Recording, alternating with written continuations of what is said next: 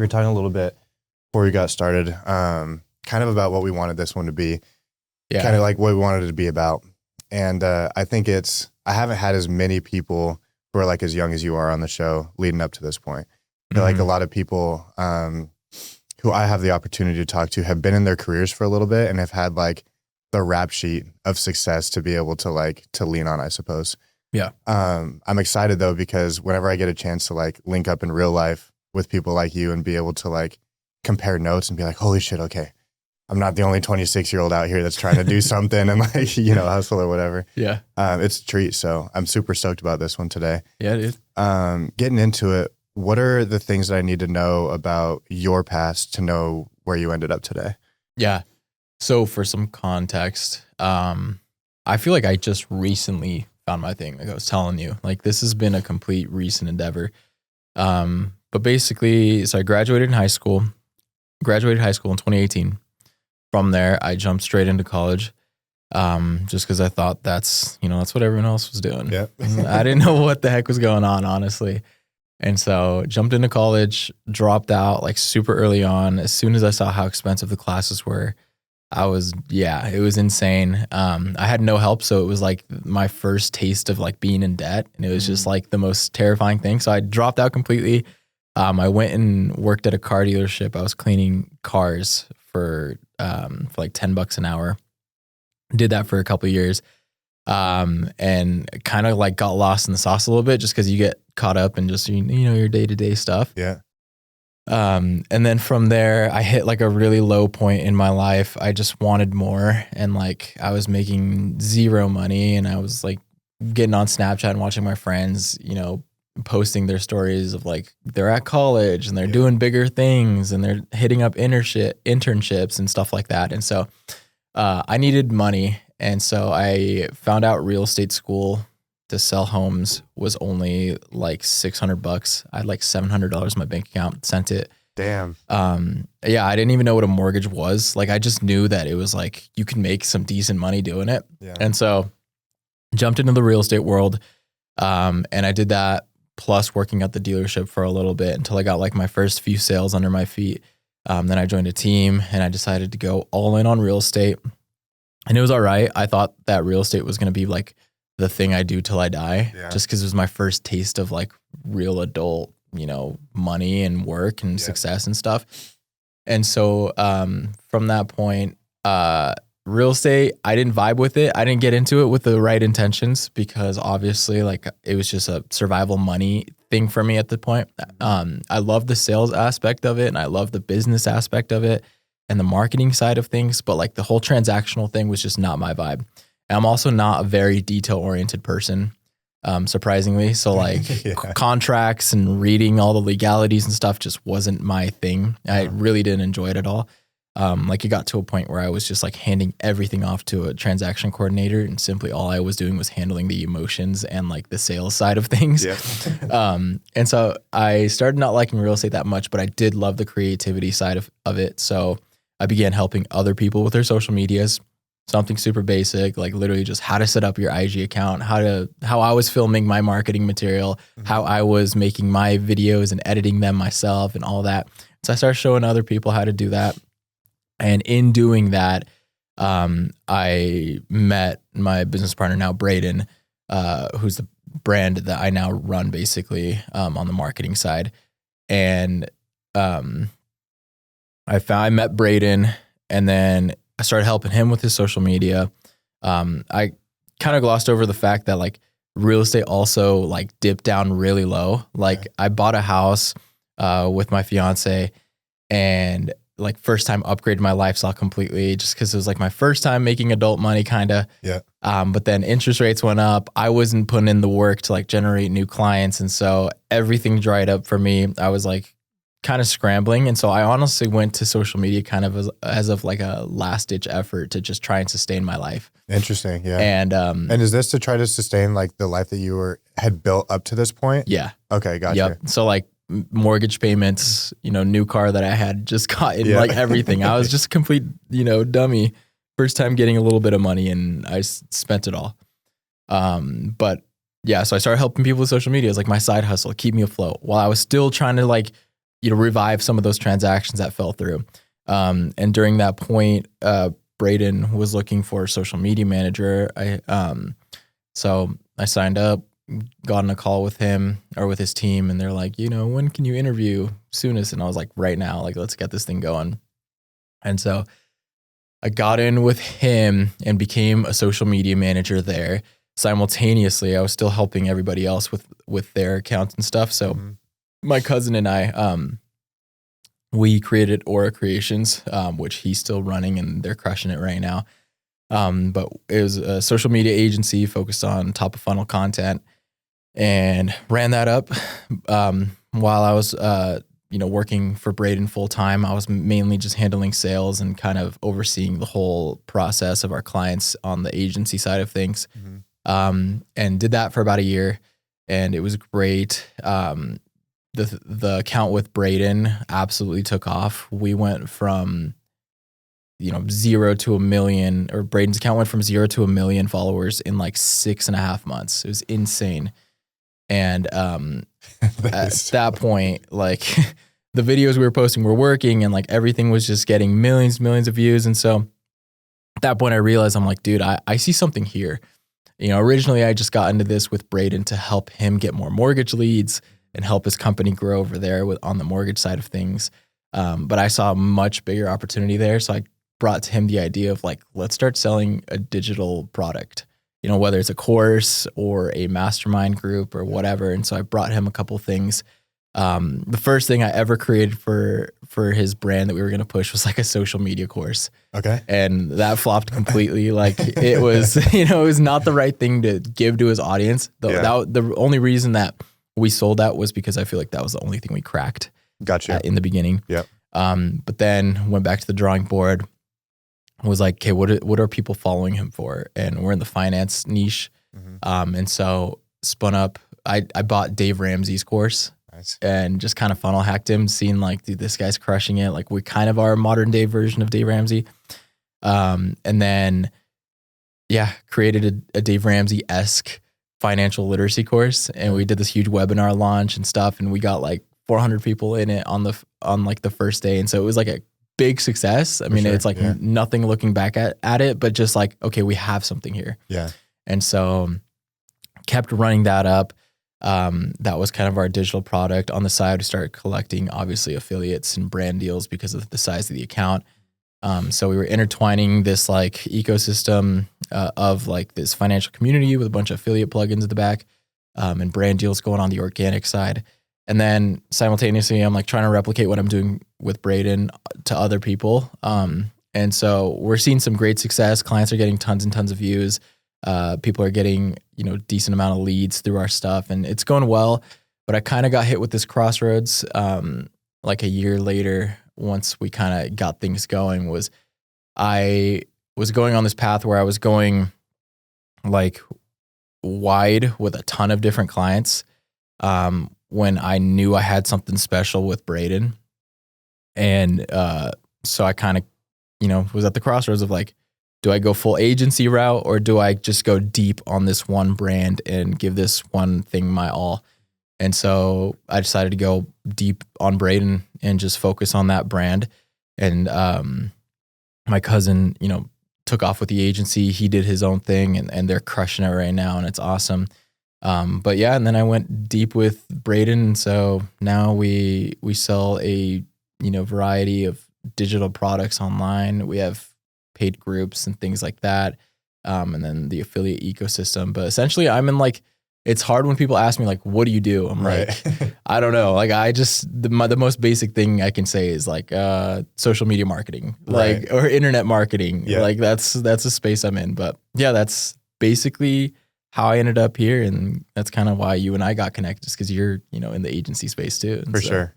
It's super interesting to me because I think that I know that when I was in the spot, like being in college, I was kind of like, even freshman, sophomore year, I already felt like I was behind, because I would see, especially on social media, it's so good for some things and so bad for other things when it comes to like your mental space, I think. And I started seeing, this 18-year-old sells a company for a couple $100 million, and this person's out here like building his agency and doing all this different stuff. And I started feeling behind already, because I'm like, I'm just in these classes and playing football. I'm not really doing anything. Yeah. And I remember I spent the 4 years I was in school just so frustrated. And I had this sense of I had all of this energy, but nowhere to put it. Mm-hmm. And so I would I spun up a clothing brand for a little while, and then I tried doing like a financial literacy thing for a little bit. Mm-hmm. And through a couple of internships, I ended up in marketing, which steered me in the direction I'm in right now. But I just remember that feeling of being like, fuck, man, I'm willing to work as hard as I need to for whatever it is, but I don't have that thing yet. Like, I don't have that direction. Yeah. And so it sounds like you kind of had a lot of trial and error of trying a million different things until you got to that spot. Oh yeah. But I'm curious for you, like, what's your headspace like in those different moments as you're going through the college and then being at the dealership and stuff? Like, what's your headspace like as you're trying to find your thing? Yeah, honestly, dude, I was so confused. I had no idea where I was going, what I was doing. I knew what I wanted. Like, I had the grander vision, because obviously, like, I grew up in an area where a lot of my friends came from very wealthy families, and seeing how they lived and seeing like the freedom that they were able to kind of just go about, when like in my household, there was a lot of financial stress. It was a lot of like, financial pressure, and not a lot of freedom at all when it came to just like living life in general. And so I kind of like saw the bigger picture, and I had that in the back of my head the whole time, but I had zero idea where it was going to come from. And because of that, I just started trying different things. And that's why I jumped into real estate. That's why I had a reselling business for a little bit. I got scammed on a drop shipping course. Like, I tried a lot of different things and failed at a ton of stuff.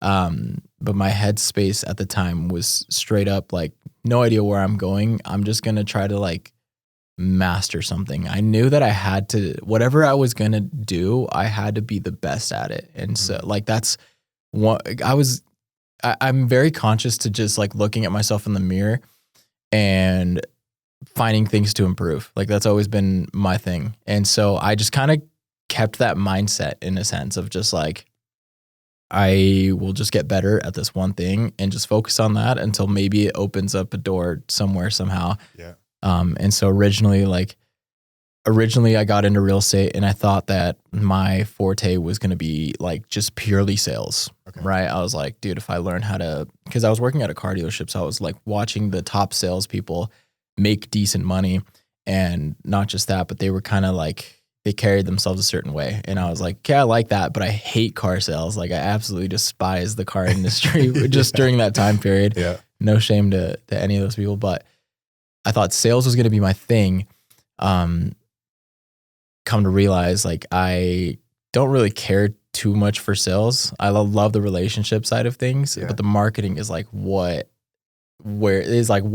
my creative spark like was able to shine through. Interesting. And so, but I mean, that doesn't go to say that I wasn't confused as hell the entire time and had no idea where this was going. Like, I was so confused. Right. Like, early on, and there's like those moments too where you, like, especially in the beginning, where you lose sight and lose conscious of like the bigger picture. And so you kind of start to fall into these like bad habits and these bad routines. And then you just like become something you don't want to be like. For sure. But then something has to happen that snaps you out of that.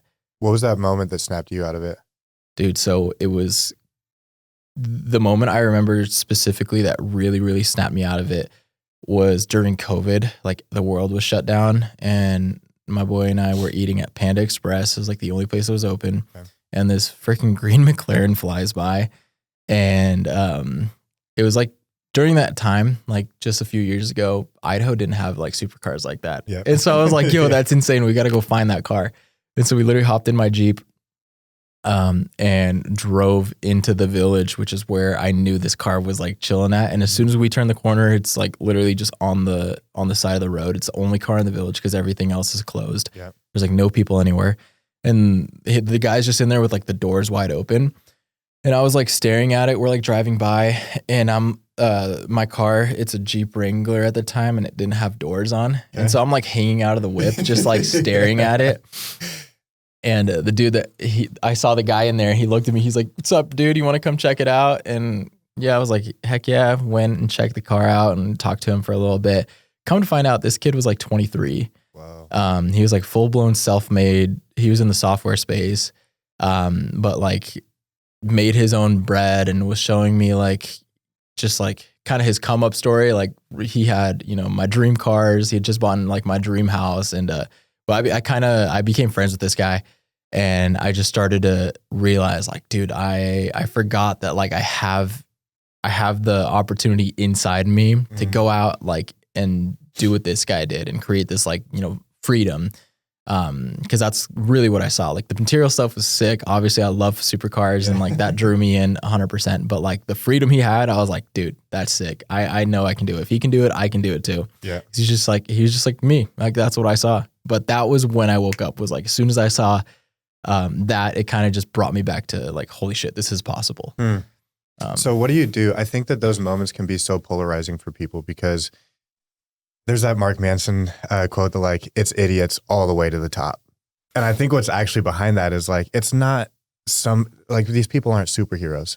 There's somebody who found one thing and got really good at it at the cost of everything else. Yep. They just decided that was the thing that they were going to go do. For this guy, maybe the software. But I think that those moments are so polarizing when you see somebody who has what you want to have, because you can either leave that situation and say, holy shit, this is possible. What are the next 3 things I can do to like, you know, course correct and start going that direction? Yeah. Or you can look at it and go, man, that's really cool, but like, I'm never going to have that car. Yeah. I'm never going to have that house. I might as well. And I think that you actually go backwards, because like, well, if I'm never going to have that, then I might as well just like fuck off a little longer. And like, you know what I'm saying? Yep. So when you leave that moment, it sounds like you took that as a ton of inspiration. What were the things that you started to like put in motion, or how did that like change your brain chemistry to be like, okay, I can still do this? Yeah, no, that's a great question. My first initial reaction was exactly what you described. It was like, really? Damn, I'm cooked. Like he's only a few years older than me, and he already has all these things like that I once dreamed of as a kid. Like I'm fried. I'm literally working at a car dealership making $10 an hour. Like I'm so far behind. And so that was my initial reaction. But you know, sitting with that for a little bit, I've always been the kind of person to like get my way with things. Okay. And it's not in like a cocky way. Like anything that I've said I've wanted, like I've kind of always gotten to a point. And so I feel like one of my biggest blessings is being a visionary and being able to get closer to that vision. The more I come. So like the whole law of attraction and things like that, like I believe in that stuff wholeheartedly, because like I'm living proof of it. And so I kind of realized that, you know, yeah, he is far further ahead than me, but like he's been working on his craft for like a decade up to that point. Like I remember him telling me that like he started doing what he was doing when he was like 13, and I met him when he was 23. Right. And so it kind of clicked to me like, oh dude, like I'm just behind. Like that's all it is. If I just put in the time now, like 10 years down the line, I'll get to where I want to go. It's just a matter of time. As long as I do things and take steps as often as possible and as consistent as possible to get closer to that goal, then I'll be able to get there. I think sports helped out a ton, because like, you know, early on in sports, like I wanted to, for my first time taking something serious was like skateboarding, which is hilarious. Yeah. I was like, I loved skateboarding, and I still do to this day. But when I was like 10 or 11, I saw kids at the skate park that were just like doing the craziest shit. And I was like, at the time could barely like just ride it. And I was like, hey, I want to be like that. And then I would go up and talk to these kids, and they've been doing it for like the last 5 years. I'm like, all right, bet. And so I put my head down, and in 5 years, I'm like a sponsored skater, like doing all this stuff. Yeah, nothing crazy, but still that's so like sick, though. I up-leveled my skills. And so I did that for skateboarding. I did that inside of football a little bit, did that at the end of my like high school career with like rugby. And so like these sports and just like getting, you know, looking at the outcome, but then like forcing yourself to kind of work backwards from the outcome and like really focus on the process. That's kind of like what pushed me through. But it doesn't go to say that like those moments that you spoke about don't happen, because that still happens to me to this day, where I'll meet someone and they're just like levels ahead of me, and I'm like, dang, bro, I ain't shit. Like, Yeah. but use that to motivate you and to make you hungrier. I think it should just like light a fire under you and be like, no, it's possible. For sure. I think that one of the things that I had to come across was those same kind of people in my journey. Because I think for so long, when I was looking for whatever my thing was going to be, I was trying to like logic my way into it. I was like, in my head, I was like, you have to do this by yourself. You have to like, this is going to be a bootstrap thing. You're just going to have to go. And so many of the things that that have been the turning points have all been people-based. It was like working for a serial entrepreneur and being exposed to all the clients that he had. And then it was like different clients that I had who became mentors of mine in the meantime. And so much of this thing like doesn't happen alone. But I was in the mind space before I kind of started going down the road that I've gone, is like, I have to do this myself. I have to think of the perfect thing. I have to think of the perfect offer. I thought I was just going to think my way into success. Yeah. And then once I saw the picture, I'm like, okay, boom, now I can take action. But it really is like, the more that I've looked back, I think most of the stories are, I met somebody or I ran into some guy with a cool car, that sort of thing. So I'm curious for you, it sounds like mentors and like people like that have been a big part of your story. Huge. Yeah. How has that played into like your journey compared to if you had that same sense of like, I just got to figure out my hustle and do it myself? Yeah. No. Well, for the longest time, I did kind of try to go that way, where it was like, I just got to find it myself. Like, I don't need, it was a lot of ego where I just wanted to figure it out on my own. Real estate is like that too. It's like, so much of that is like, oh, you're just going to pound pavement, knock doors, I'm going to do the thing. Exactly. And then you hear people talking and they're like, oh, I figured it out on my own. Like, I just started doing. And so I thought I just had to brute force my way into success. Like, I genuinely thought that's what was going to help me. But I was just failing so often and so frequently that it was hard to like, it was hard to, at the time, to keep a high like self-conscious about yourself and like confidence and stuff, because you're just failing so often. You're just like, damn, do I suck that bad? When you got a losing record, it's like, if I bet on me to win the next game here. No, exactly. And so it was great, but at the same time, like, I was just continuously running into consequence every single time. And one of the things that Braden has like really engraved in my mind recently, Braden's like my mentor at this point. And he always talks about counsel or consequence. Like, there's two different ways to learn in life. It's either, you fall into the consequence, you go out and fall flat on your face because you don't know what you're doing, and that's how you'll learn. Or you can go out and seek counsel and literally get the step-by-step plan on how to succeed in whatever it is that you want to go do. And so I think actually, like, the more mentors and the more people you can surround yourself with when it comes to not just business, obviously, but like every aspect of your life. Like, I feel like I have mentors in every side of my life. One's like my like life and family side of things. Obviously I have like my spiritual mentors, and then I have my business mentors. And I think it's so important that you actually surround yourself with people like this, because it'll just exponentially like just raise you in whichever way you want to go. Yeah. And I met Matt Ishbia, he's the owner of the Phoenix Suns. Okay. And the WNBA team, I forgot what their name is, but he's worth like $12 billion, and got the chance to ask this dude a question. And it was like, what would you do if you were like 24? I was 24 when I met him. Mm-hmm. What would you do if you were 24 in this day and age? And he was like, if I could go back in time, I wish I was more resourceful. I wish I could like get more people, ask more questions. Like, I had to go fall on my face a billion times to go out and figure this out. Like, I would have been 10 times further if I just got in the right rooms and asked the right questions to the right people. Oof. And so he said that, and ever since then, I'm just like, all right, bet. Like, I'm just going to go and get as many mentors as I possibly can. And obviously, be respectful of their time, but just get as much insight as you can, because that's what's ultimately going to take you so much further. But you have to, if you're like me, anything like me, you have to humble yourself down and realize you don't know shit. Yeah. Like, especially, I'm 25 and I don't know anything yet. And so I have to go out and seek these answers. But yeah, dude, mentors are everything. For sure. Were there any pivotal moments where you had to become comfortable asking questions in those moments? Yeah, for sure.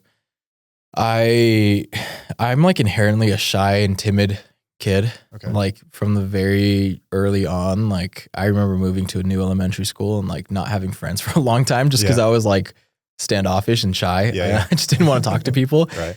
And so I had to like battle that because I knew that was going to lead to like not the best thing, right? For A closed mouth doesn't get fed.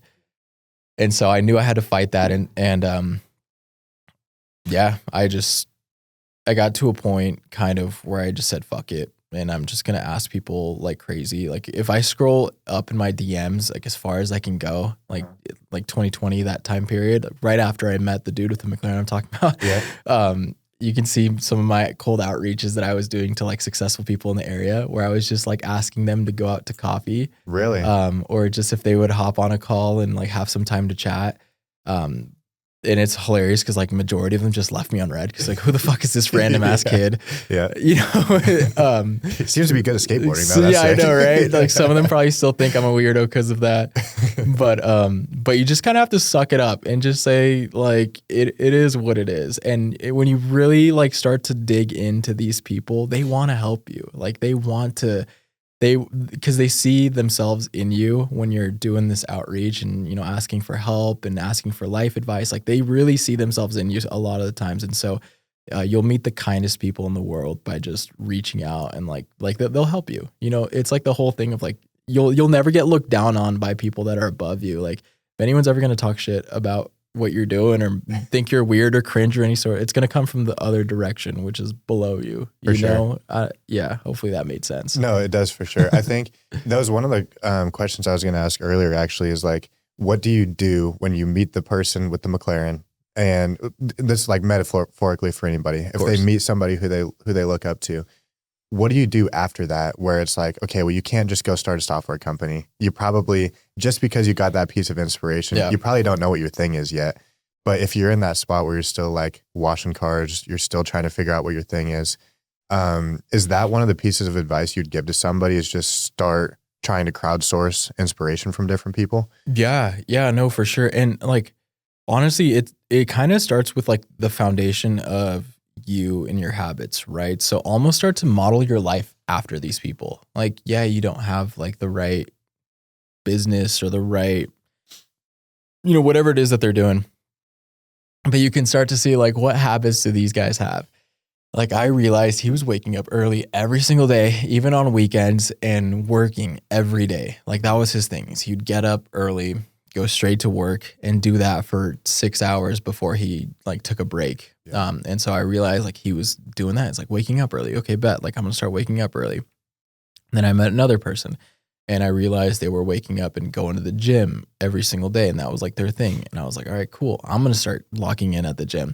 And then I met someone else and they're like, you know, they're like weekly or daily meditators and they're like meditating every day. I'm like, all right, bet, like I'll start meditating too. And so like you almost just have to go out and find these people you're inspired by and then begin to model your life after them. Or at least that's what I did. And that's kind of what helped me find my area. I'm still finding it obviously, but it helped me really narrow down the options to lead me to a point where like no matter what I do, I'm going to succeed at it because I have this solid foundation built. For sure.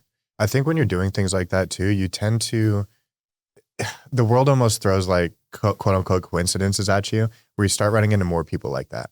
And I think that it's like, it could be the time that you're working or the coffee shops you go to or the times that you're at the gym. Mm-hmm. I think that you start to take a vote for the kind of person that you want to be. Yeah. And then you start running into more people who are that same kind of person.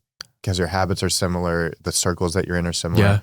And I think that that's a really important thing, but it's so easy to discount because it's so, I mean, even for me, when I was in college, I was like, I mean, yeah, I could do all of that, but at the same time, it's like, okay, but I still don't know what my thing is. Yeah. Like, okay, I woke up early for what? I went to the gym early for what? I meditated early for what? I still don't know if I'm going to get into real estate. I still don't know if I'm going to be a financial advisor. Like, I have no idea. So I think now being on the other side of seeing it work, it's so easy to be like, yeah, of course, just do the thing, like lay the foundation. But if I would have heard that advice when I was like 19, I think I would have heard it and been like, yeah, okay, that's cool. But also it still doesn't, I still have this question of what is my thing? Yeah. So what would you say to somebody who's kind of in that boat where it's like, okay, yeah, cool, bro, I'll meditate and get up early, but then what? Yeah, You know? no, that's a great point, dude, because that's exactly how I would have looked at it at the time. But it's I feel like once you lay down that foundation that I'm speaking about, where you kind of just get yourself in check and you have your healthy habits that are building you up as a person, you start moving in the right directions, and you almost start like planting seeds in your life to where you do start attracting different opportunities from everywhere around you. And so I think if you can prepare yourself to get lucky, which sounds weird, like I think that's a huge thing. And what I mean by that is like having a clear conscience, like being a nice person, like being able to conversate with people, having good intentions, having, leading a life with integrity, not being, a person that you're, there's a dream version of you, and like, who does that dream version of you hang out with? Okay, cool.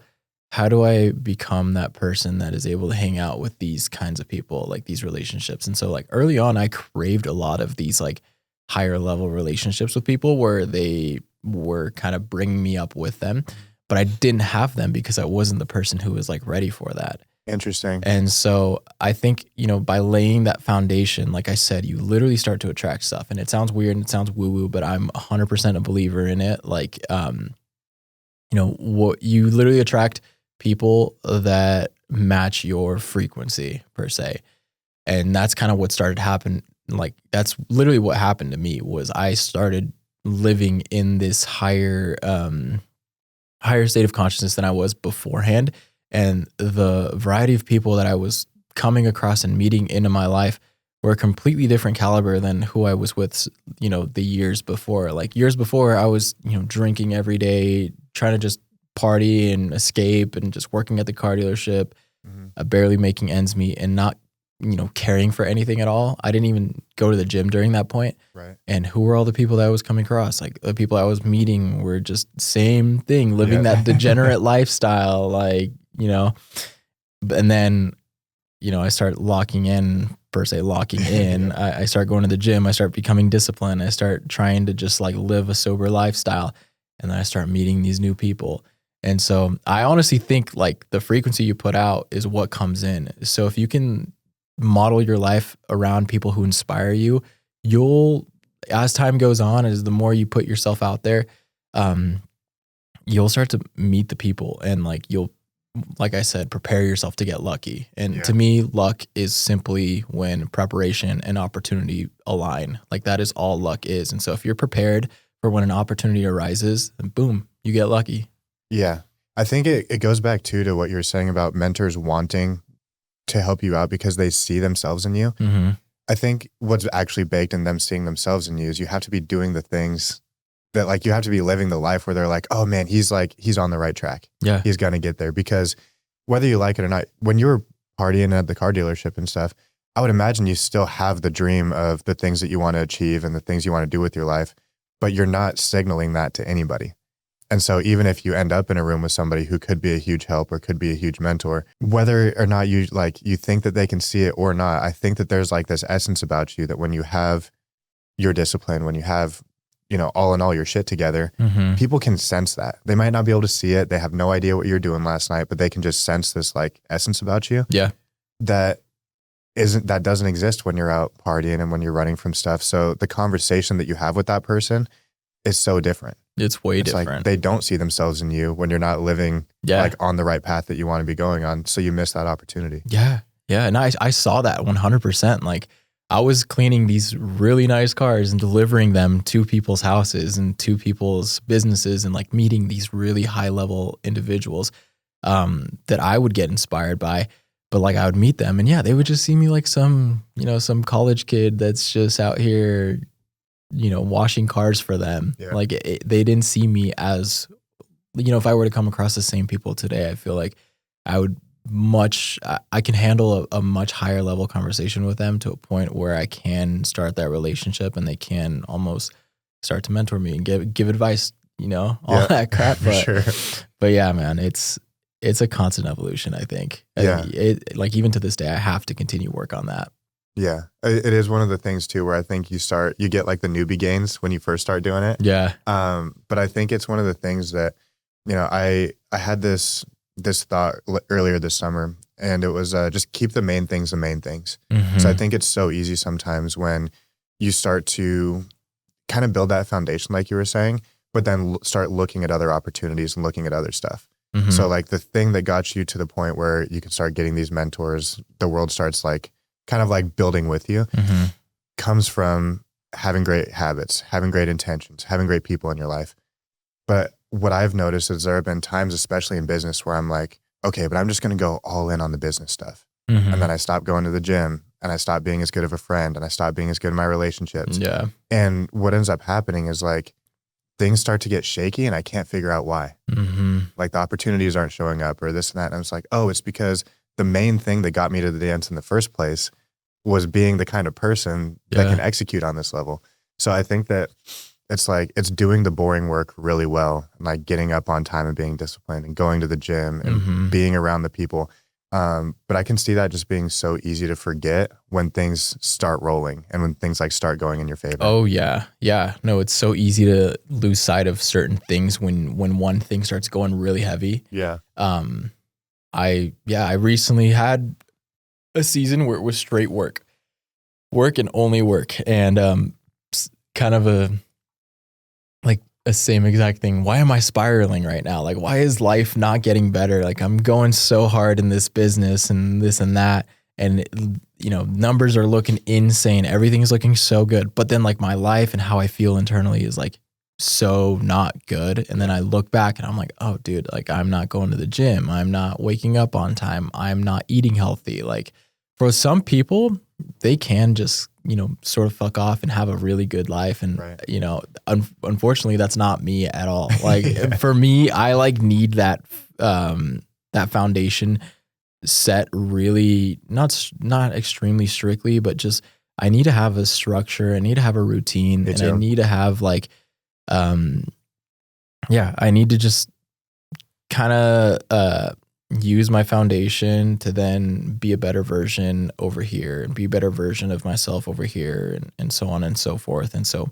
for me personally, I need that foundation. Same. I think that discipline equals freedom idea is so huge for me. Yeah. And I think the reason why there's so many like trendy TikToks and stuff like that are coming out about this whole idea of like, what do you mean you're going to miss this 5 a.m. sunset hike or sunrise hike because you were out drinking the night before? Yeah. And it really does come down to discipline.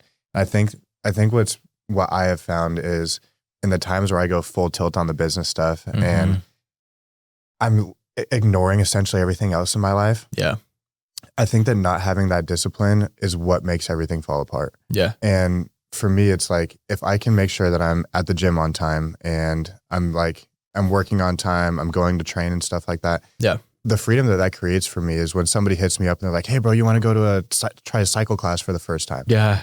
It's a fun thing to do. And I'm like, okay, well, I know since I've been in the gym and been taking care of myself, I can go and say yes to that. You're going to do good. Yeah. Yeah. Or if somebody hits me up to like, hey, let's go do this 10K Spartan race, I get to go do that. Yep.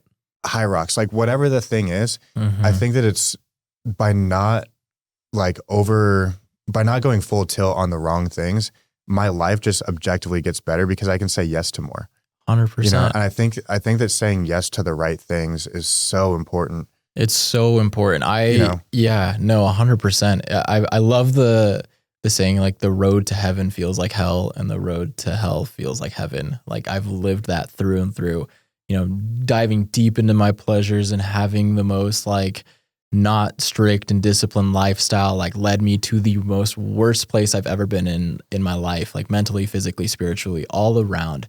And then on the opposite side of it, where things are headed kind of now, having a very strict and dialed in routine on everything, like spiritually, mentally, physically, the whole gambit. Like it's a lot harder. Like it takes way more effort and way more energy, but the final outcome of like kind of where I live, like the world I live, it feels like heaven. Like it feels insane. If life is so beautiful when I'm locked in versus when I was being a complete dumbass and fucking around, like it feels so much better.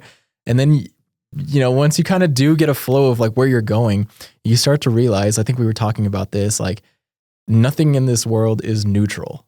It's either for you or it's against you. Every thought, every action, every habit, everything's either leading you towards that bigger version of you that you dream of, that person that like you look at yourself in the mirror and like, dang, I can't wait to one day be that person. Everything you do is either moving you a step closer to it or a step behind it. And so it's like waking up on time, that's moving you closer. Staying up late, that's a step back. Yeah. You know, like, and it even comes through with like your thinking. Like you could have one thought that just starts to, you know, slowly inch you backwards. Yeah. And so nothing in this world is neutral. And I think once you realize that, it opens up the opportunity to just improve your life on every aspect, because you can just be like, this is either yes or a no. It's like a simple yes or a simple no to everything. Yeah.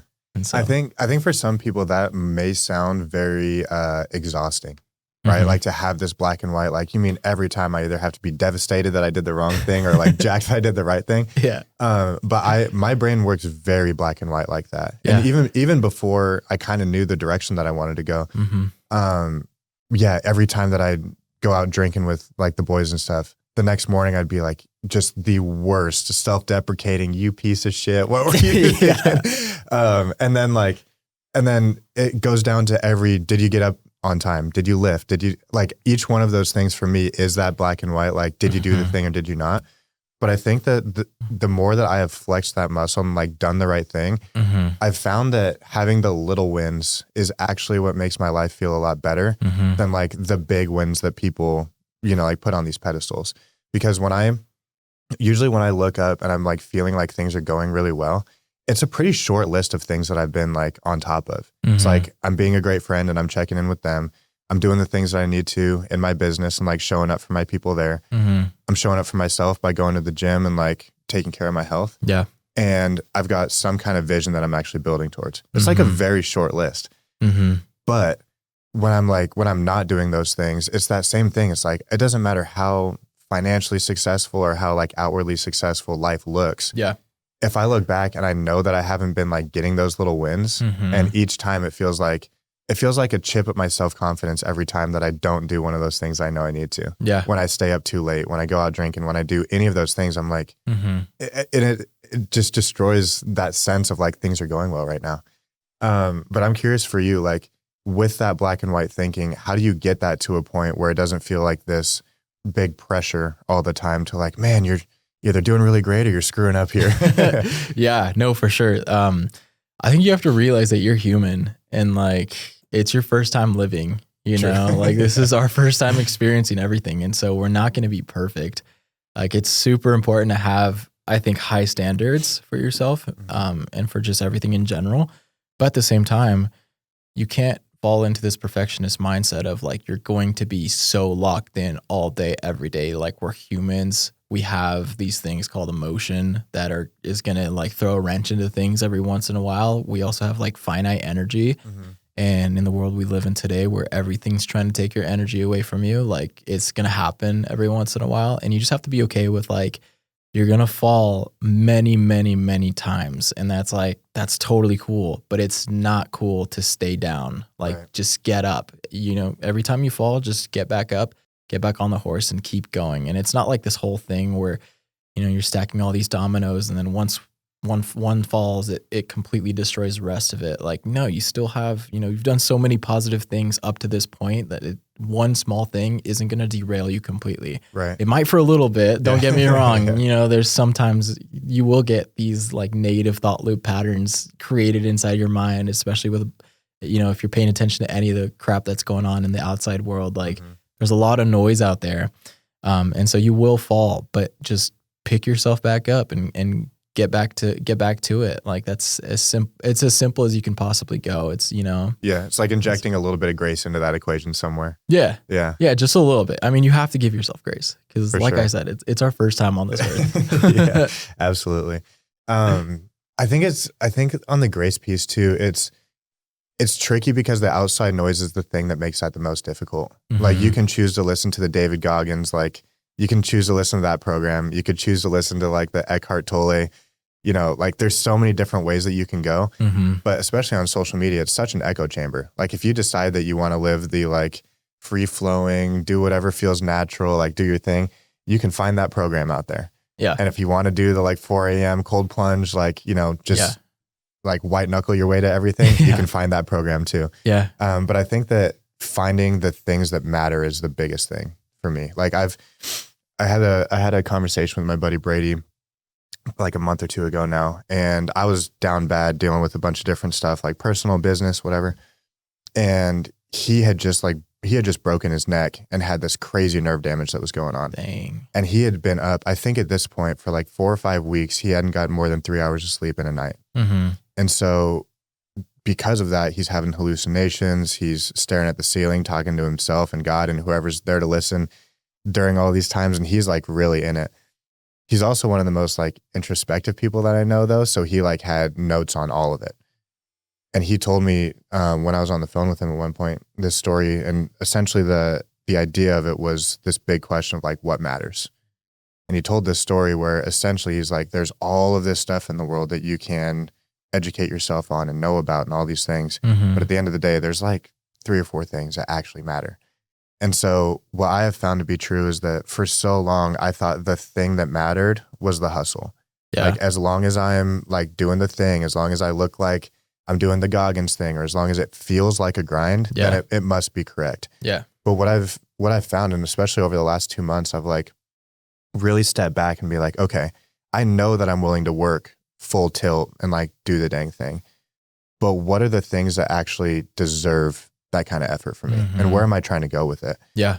And so I think that has been a thing that's allowed me to have a little bit more grace with myself, because I wrote down these 5 things that actually mattered to me. And I didn't know if it was going to be 1 or 10, but it really came down to like, I want to be in a loving relationship. I want to have love for my friends and community and like for them to love me back.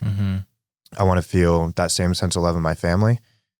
I want to have a sense of like alignment and fulfillment with what I contribute to the world with my work. Yeah. And I want to love myself. And I was like, at the end of the day, 4 out of 5 of these things have to do with like loving the people around me and loving myself. And one of them is about work. And so it's been helpful for me to like really line some of that stuff out and say, okay, on a Friday evening, for example, if I know that this thing on my to-do list could get done on a Saturday, instead of just motherfucking myself about not like get everything done, you know, hustle, do the grind, like no excuses.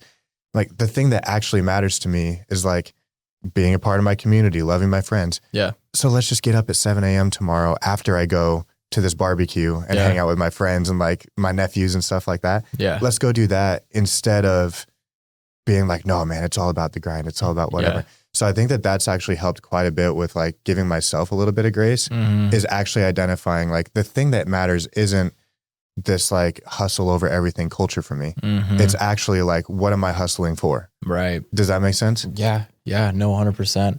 I feel like I'm on the brink of just like maturing enough to start to realize that, because my foundation was built around the hustle. Like it was all just like, it was Goggins all day, every day. Like get your head down and get to work. Same, bro. I ran a couple years of that. Sometimes I think that stuff is needed. For sure. I think, you know, sometimes you do kind of have to kick yourself into gear and really like start building that momentum, because it'll build the momentum to, you know, hopefully keep carrying you. But my foundation was very much built on like, just fucking put your head down and just get to work. Don't talk to anyone about it. Don't do anything. Like just, but then like you start to realize, you do all that. Like I see, you know, what I've built up to this point and I'm like extremely proud of it. But at the end of the day, like nothing feels better than hanging out with my family. Nothing feels better than being in this loving relationship with my fiance. Like nothing feels better than being surrounded with my people and like hanging out. That's what's most important to me. And I'm just like, I've kind of neglected everything up to this point.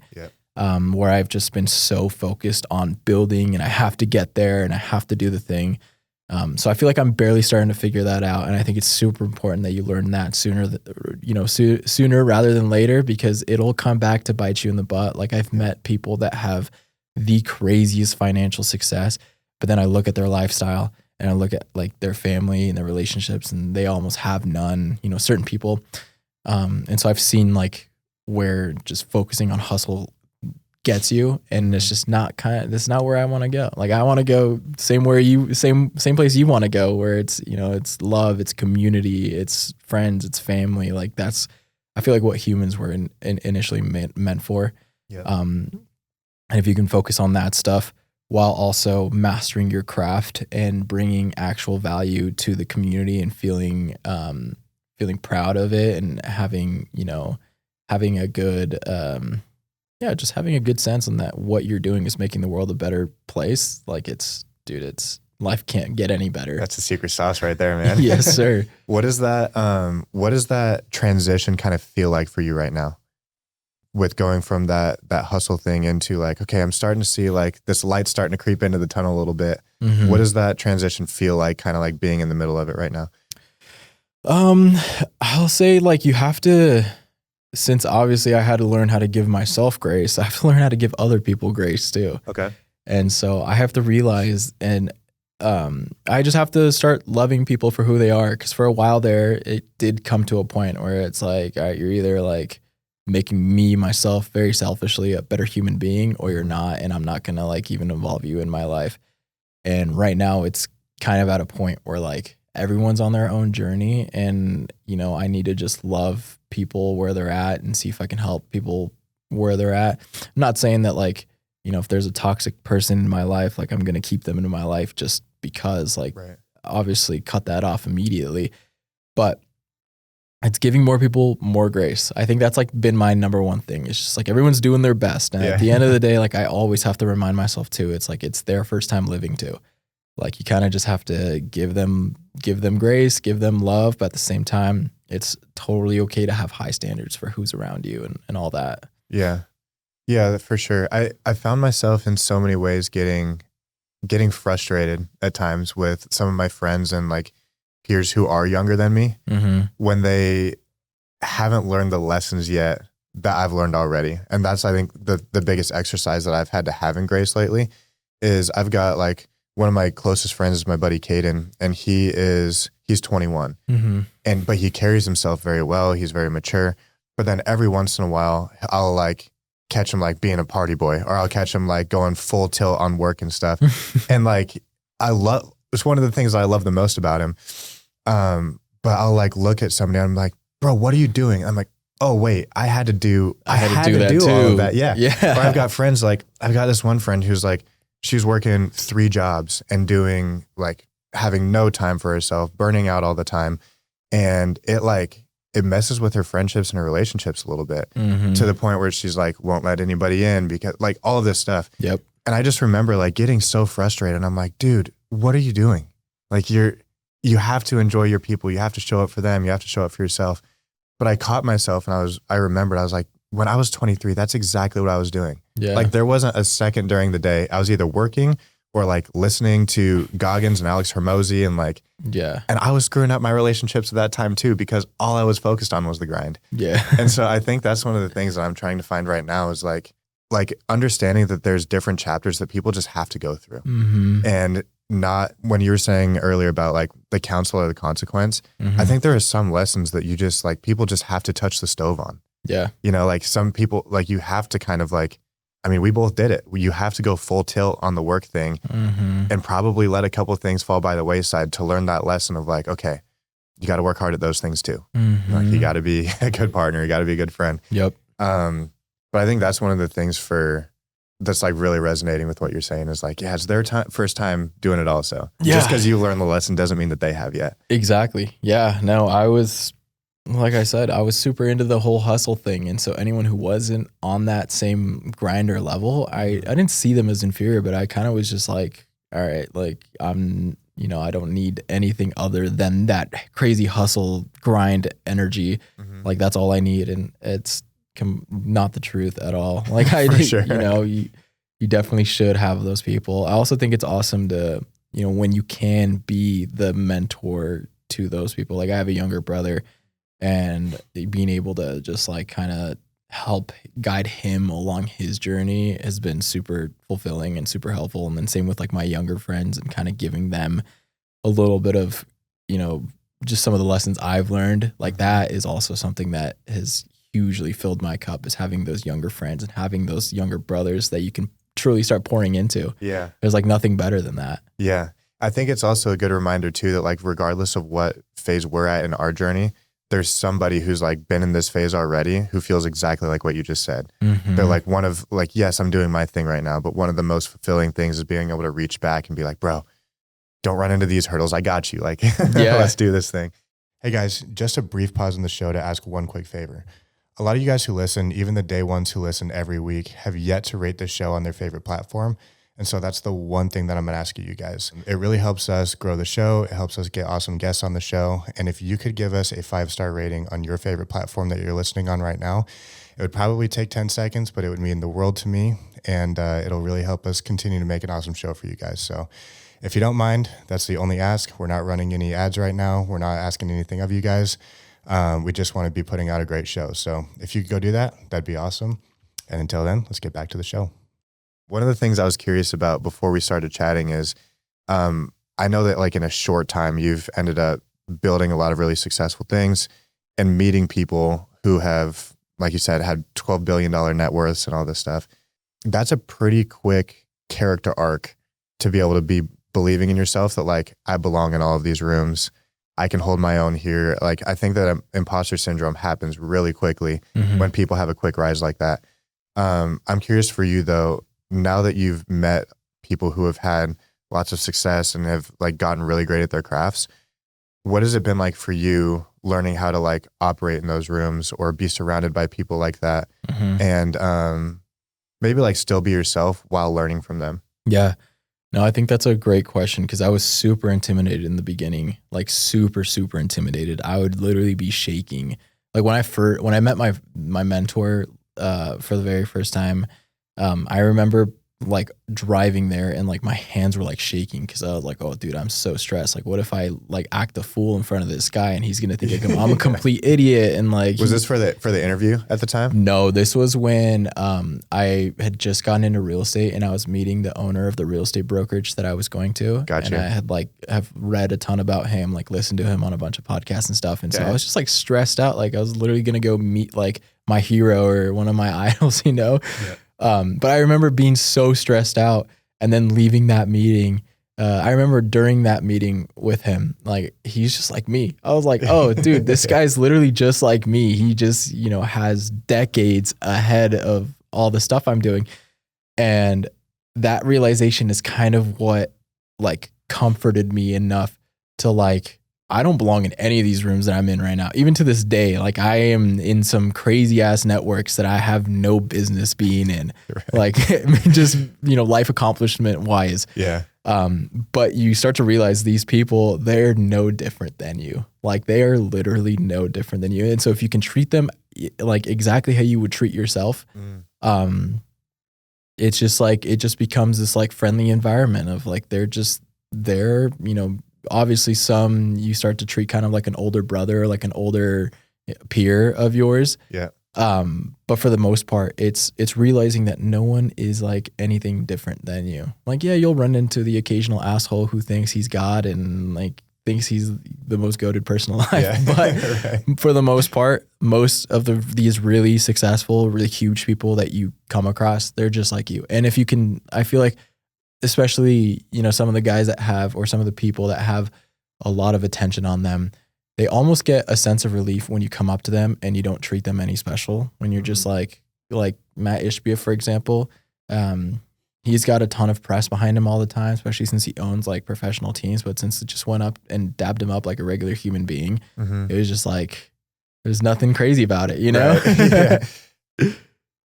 Are there any tools that you've kind of developed to be chill in those situations now? For the most part, no. It's simply like not putting thought into it almost. I just don't think about it. Like not hyping yourself up, not listening to every podcast they've been on. Yeah, no, of course you want to, do your research. If you're going to meet someone really cool and you want to dive into some of their, some of what they have in their brain. Of course, do your research and this and that. But for the most part, just be cool. Just be a friend. And like they will, what's it called? They'll like give you the same energy that you're giving them. And so if you can just be like, what's up, man? Great to meet you. Like read a ton of your stuff or listened to a ton of your stuff, a ton of your podcasts or whatever. That's at least how it's worked for me. I've just been able to kind of just not think about it. And so is that a muscle that gets more well trained the more like situations that you end up in like that, where like the shakiness starts to just go down the more of those interactions that you have? Or is there like, what got you to the point now where you can just like dap up the owner of the Suns and be like, what's up, dude? I think it was, no, I truly think it's just not putting any importance on anything. And like I said, it's viewing them as you view yourself. We're just humans. Like, yeah, this guy's done some crazy things, but they, for the most part, they don't want to be put on this pedestal and looked at these people with these crazy ass accomplishments. Like they just want to be a homie. They just want to be, a friend, obviously. But if you can, I've also found that like if you can provide some sort of value to them, it helps out a lot. Like if you can, give some insight anywhere, whatever conversation you're having, maybe that value is even just being a friend though. Like it's as simple as that. But yeah, I don't think there's anything that like really, really changed for me. Maybe it is a muscle and I'm just getting more used to it. Right. But everyone, man, if you just go around and say what's up to everyone, like it just becomes normal. Right. What has that realization done for you, realizing that so many of these people that are on pedestals are just like you? It's done a ton in the fact that I used to deal with really bad like comparison. And so I would always compare myself to like people that are like 10 years older than me and get really bummed out that I'm not like close to where they're at right now. Yeah. And even to this day, I mean, I still deal with it a little bit, but it really takes the comparison aspect away because you just see yourself as human beings. And like, obviously some people have the crazy amount of money and the crazy amount of material, but like, I mean, we come from dust, we'll die into dust. We're literally all the exact same. And so if you can just see that, I think it just opens up the door to not only build a stronger relationship, but to just connect on a way deeper level because you just start actually like seeing through a bunch of the bullshit, a bunch of the money. People probably meet these people I'm meeting and like, what was your biggest thing that got your net worth to 100 mil or something crazy like that? Like, no, dude, like, how are the family? How's the kids? Like, that's awesome. Like, what are you guys doing this weekend? You guys have any fun trips going on? Blah, blah, blah. Like, it's just humanizing everything, I think, is super important. Interesting. What about thinking about like your goals and your career, like trajectory and all of that kind of stuff? How does that same lens play in when you start looking at your life and being like, okay, if I want to be on this level or, have some versions of the same success, has that realization changed anything for you when you look at like the journey that you've got in front of you? Yeah, for sure. I think when you realize and you meet all these people that you're kind of nervous to meet, they're all masters of their craft. They have one thing they got locked in on, but it was one craft that got them there. Like maybe it was building businesses, maybe it was sales, maybe it was relationships even. They're straight masters of their craft. And so once you realize that like everybody's just all these people you look up to, they're just a master at one thing, then you can just like put yourself in their shoes and be like, okay, they're putting in however many thousand hours a year into this one thing. Mm-hmm. That's what I need to do. Like right now, I don't know where the heck my career is going. Obviously I think it's going to stay where it's like on this trajectory just because of like all the crazy things that are happening around me right now. But like my craft really right now is growing an online media company. Like that's essentially what my craft is. And so if I can just focus on like this one craft, like, let's say something crazy happens with finances and our current offering and company structure is completely obsolete. Okay, I still have this skill and I can go do it like somewhere else, or with some other niche or something like that. Right. But I think just realizing people are masters at their craft. You can also become a master of your craft. It's amazing. And then also, I mean, mastery is like the greatest thing you can ever hold. It's like better than any asset buying Bitcoin early on, like, or, you know, mastering a craft is buying Bitcoin early on, like literally, because, you know, people can't take it away from you. If it's something that's multifaceted, you can translate it in many different things. But yeah, that's basically that right there. I think that's one of the pieces of maybe advice or something like that I would want to give to somebody who is that like 19, 20-year-old who's kind of in the starting blocks but doesn't know how they're going to run the race yet, is to find some version of a high value skill that you can apply wherever you want to do it. Like, I think that, you know, it sounds like you found yours through media and through marketing and some of those different things, but like that really seems to be among everything else. It's like, yes, somebody got good at one thing and that one thing had a ton of value to it. Yeah. So was there anything or like any advice now that you've been on the other side of that you would give to somebody if they're like, okay, I just met this dude in the McLaren, I'm washing cars, like, what do I do here? How would you say somebody should start taking the steps to like figure out what their skill is going to be? I think you have to try a bunch of different things to find that one thing. I don't think you can just like, or at least to me, it's been really rare to find someone who was like, okay, bet I'm gonna pick this one thing, and that one thing is what carried them all the way, you know, to the end. Like, it's very, very rare. I literally think you have to just say fuck it and launch yourself at a million different things, and in doing so, you'll find things that you resonate with. You'll find things that you don't resonate with. You'll find skills that you're like, oh, people will actually pay a lot of money for this skill. Oh, this skill actually helps out a lot of people, and that's why it gets paid a lot. Like, you'll start to find those sort of things, but you can't find those things without going and trying a million different things. Like, obviously, don't go out and just start a new thing every month, but try one thing that leads to another. For me, that happened to be real estate. Real estate is extremely multifaceted because you're dealing with relationships, with sales, with business, with marketing. And in that, I found business. And then in that, I found marketing. And then in that, I found social media. And then in that, you know, I found the rest of the online marketing world. Like, that's kind of the like, you have to start just trying a bunch of different things. That's like as simple as I can possibly say, is just go out and try everything. And you're going to fall flat on your face a million times, but just keep going. Eventually, the more at the end of the day, it's just a volume thing too, right? Like, you do so many different things. Like, eventually one of those things is going to stick. But what I also tell people is like this whole like follow your what's it called, where they want to like follow where your heart desires, or your passion. That's the word I was looking for. Like, follow your passion. Like, dude, like, sorry, but like your passion is probably not going to get you anywhere. And like, follow your discipline and follow your skills and what you gravitate towards. Like, honestly, it might not be something that you think you're passionate about, but you'll find that thing eventually. I agree. I think one of my mentors says alignment before action all the time. And I think that's a better reflection of that passion argument is if you can ask yourself the questions about what matters to you and align with that.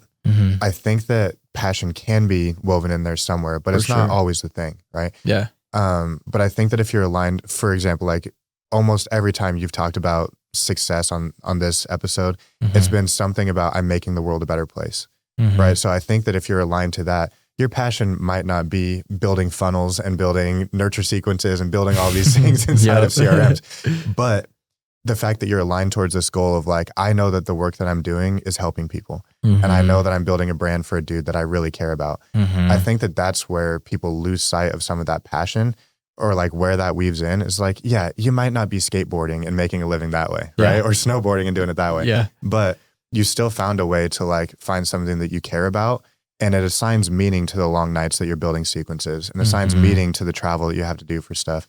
And I think that that's more of what people mean by that passion thing is like, you have to find fulfillment in it somewhere, because it's gonna be hard. It's gonna suck. And there's like, regardless of what you do, even if you're a painter and you're like, fuck yeah, I get to do my thing for my living, you still have to do admin. You still have to send emails. Exactly. You still have to build payment processing. Yep.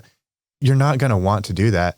But the thing that's baked into it is like you're aligned with the thing that you're supposed to do. Mm-hmm. So you're willing to do all the bullshit that you don't want to do. Yeah. You know, so I think it's alignment over passion almost, because when you go full in on passion in the very beginning, it's like say you're super into health and fitness, and like the gym is your thing. That's your passion. Yeah. Well, like, okay, cool. Like, let's become a gym coach or whatever. But dude, you're going to jump into that and you're going to realize it's all admin. It's all sales. It's all marketing.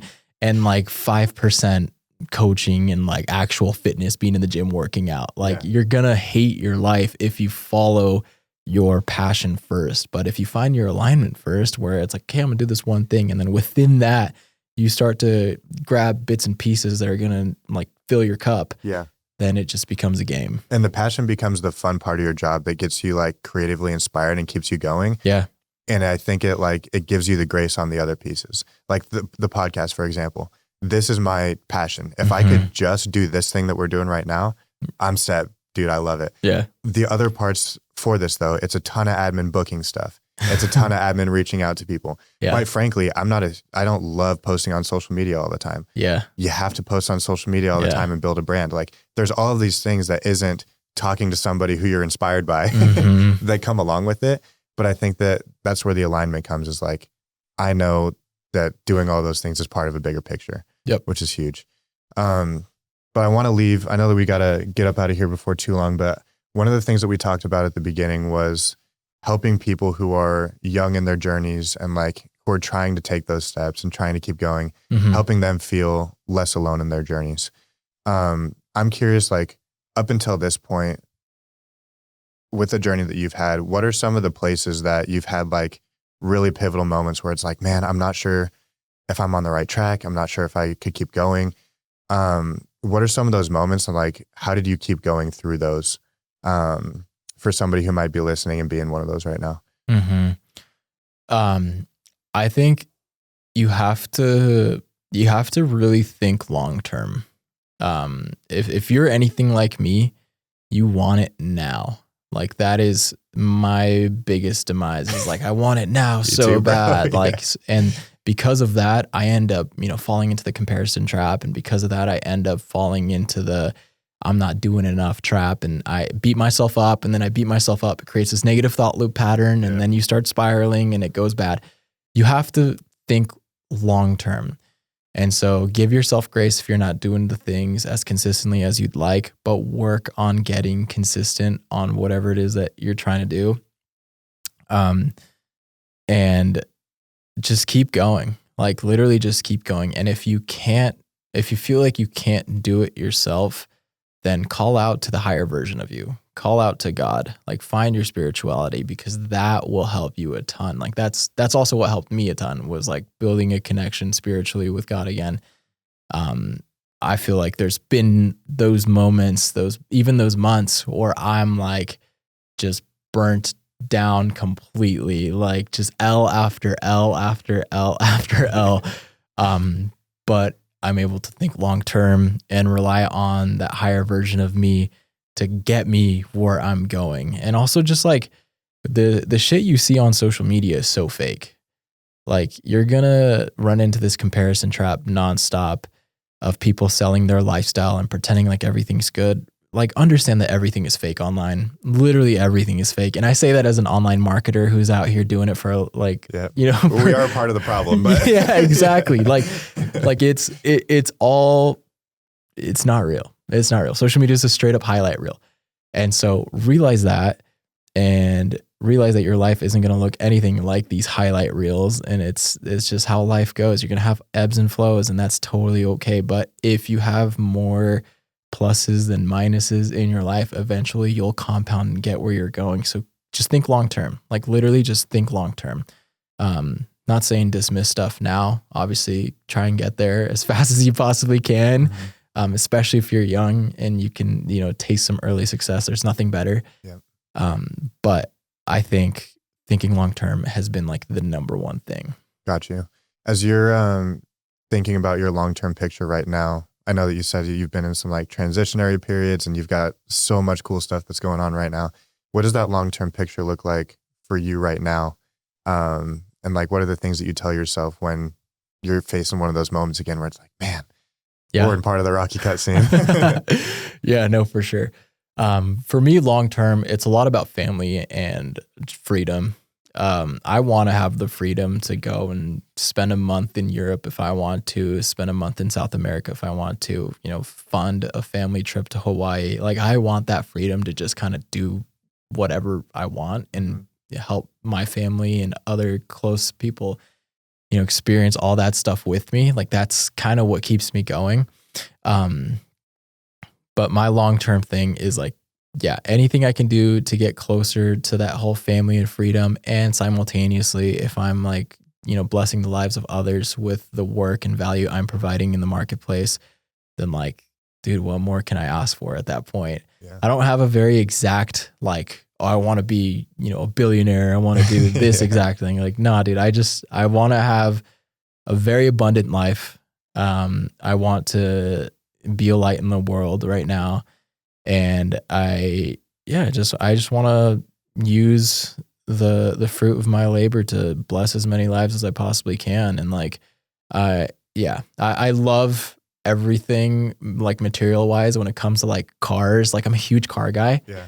But I've almost realized that like cars don't mean anything to me if I don't have anyone to share them with. Like, this summer I had like a Ferrari for a day and I was just driving it around and having the best time ever. But then like an hour into driving it, I'm like, dude, at the end of the day, I'm just ripping around a Ferrari by myself. Like, this is boring. Like, let me go pick up my little brother. Let me go pick up my dad. Let me go. Like, it was just like the reason that I was able to experience that car thing to its fullest is because I had people to share it with. And so I think, if you don't have anyone to share stuff with, it just kind of makes things obsolete. For sure. Got to keep the main thing, man. Yes, sir. I love it. Well, dude, I'm super inspired by your story, and it makes me feel less alone knowing that there's guys like you out there doing the thing. And I think that this conversation too would have been very helpful for me to hear when I was like, living in a basement of a duplex trying to figure out what my thing was going to be. So I super appreciate it. And I can't wait to see what you keep building. Appreciate you having me, bro. This was fun. All righty. Thanks for listening, everybody. We love you, and be where your feet are. Peace.